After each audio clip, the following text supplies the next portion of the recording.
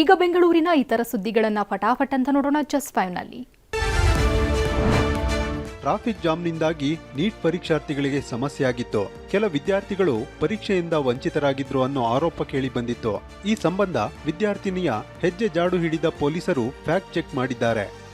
ಬೆಳಗ್ಗೆ 11 ಗಂಟೆಯಿಂದ ಮಧ್ಯಾಹ್ನ 1:30ರವರೆಗೆ ಪರೀಕ್ಷಾ ಕೇಂದ್ರ ಓಪನ್ ಇರುತ್ತೆ. ಮಧ್ಯಾಹ್ನ 1:30ರ ಬಳಿಕ ಪರೀಕ್ಷಾ ಕೇಂದ್ರಕ್ಕೆ ಎಂಟ್ರಿ ಇರಲ್ಲ. ಆದ್ರೆ ಆರ್ಟಿ ನಗರ ನಿವಾಸಿಯಾಗಿರೋ ವಿದ್ಯಾರ್ಥಿನಿ ಮಧ್ಯಾಹ್ನ 12:57ಕ್ಕೆ ಮನೆ ಬಿಟ್ಟಿದ್ದಾಳೆ.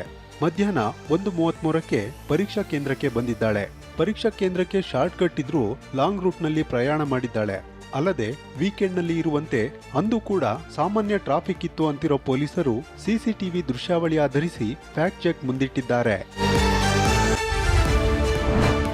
ಪಿಜಿ ಬಳಿ ಗಲಾಟೆ ಮಾಡಬೇಡಿ ಎಂದಿದ್ದಕ್ಕೆ ರಾಮಮೂರ್ತಿ ನಗರದ ಚಿಕ್ಕಬಾಣಸವಾಡಿಯ ಪಿಜಿ ಮಾಲೀಕ ಮಾಧವ್ ಮೆಟ್ಲಿಯನ್ನ ಹತ್ಯೆಗೈಯಲಾಗಿದೆ.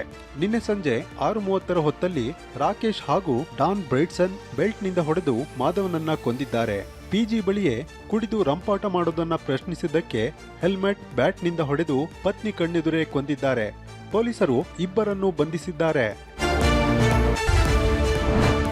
ನೆಲಮಂಗಲ ತಾಲೂಕಿನ ಟಿ ಬೇಗೂರಿನಲ್ಲಿ ಬೆಳಗಿನ ಜಾವ ಶಟರ್ ಮುರಿದು ಮೊಬೈಲ್ ಶಾಪ್ನಲ್ಲಿ ಕಳ್ಳತನ ಮಾಡಲಾಗಿದೆ.